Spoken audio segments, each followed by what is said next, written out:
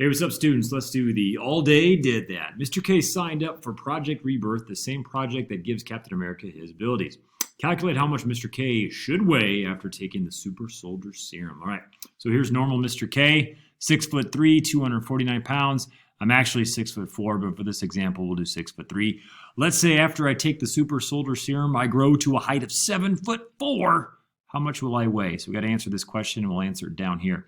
All right, so what I've done, students, is I've already converted the feet and inches to just inches. That way they're going to be a lot easier to compare, because here's what you need to do. You got to find the height scale factor. We're going to call it K, and that can be found by taking the new height divided by the old height. So just percent change. So if you take 88, the new height, divided by the old height, you're going to get a 1 point, I have it right here, 173 repeating. So let's see here. It looks like it says we need to do a whole number and then 3 decimal places to the tens, hundreds, thousands place. Okay, so that means basically it just gets chopped off right there.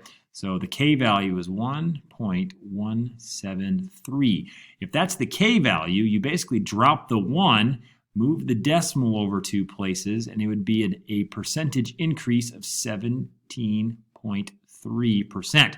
So the K value is kind of nice. It gives you the scale of how something changed, but if you chop off the 1, then it's going to give you also the percent increase. All right, next move. The weight scale factor can be found by taking K to the third power. So if we take our 1.173 and we take it to the third power, that's going to give us our weight scale factor. I've already got that calculated.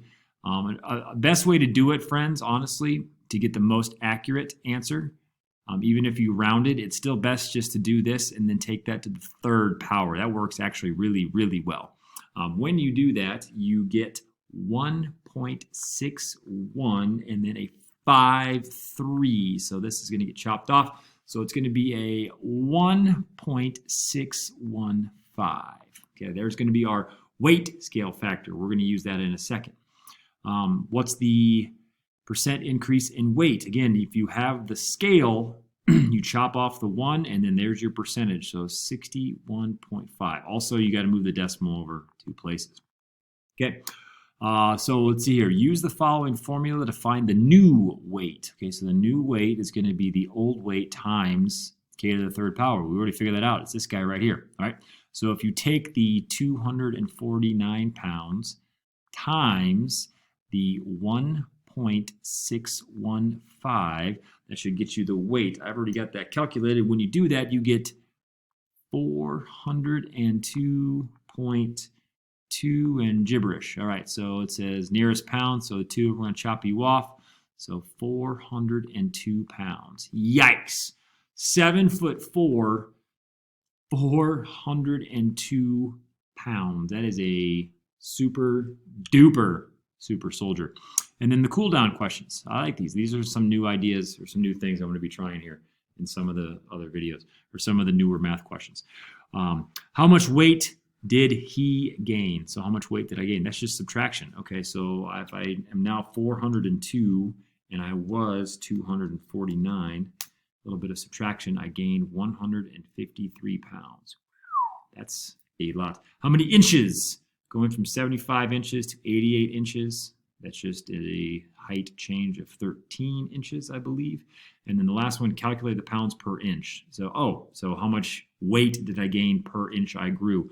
153 divided by 13 inches grown is rounded to the nearest tenth. So again, how do I do that, friends? I go like this, and I go like that, and then that's going to equal, it looks like it's 11.76 and blah, blah, blah. To the nearest tenth, I'm going to round here. So the 6 is going to round you up to an 8. So I'm going to say 11.8. All right, that is the all day did that. Follow the steps, find the weight change based off the height change. By the way, a quick spoiler, why? Why is it K to the third power? Wouldn't you just take it times the same thing as the height? No, weight is based off your mass, which is 3-dimensional. So that's why you have to take your height, which is 1-dimensional, the 1-dimensional change, which is a regular K, and take it to the third power to get the three-dimensional change. So your one-dimensional change and your three-dimensional change are not going to be the same number. All right, friends, that's all I got. See you in class.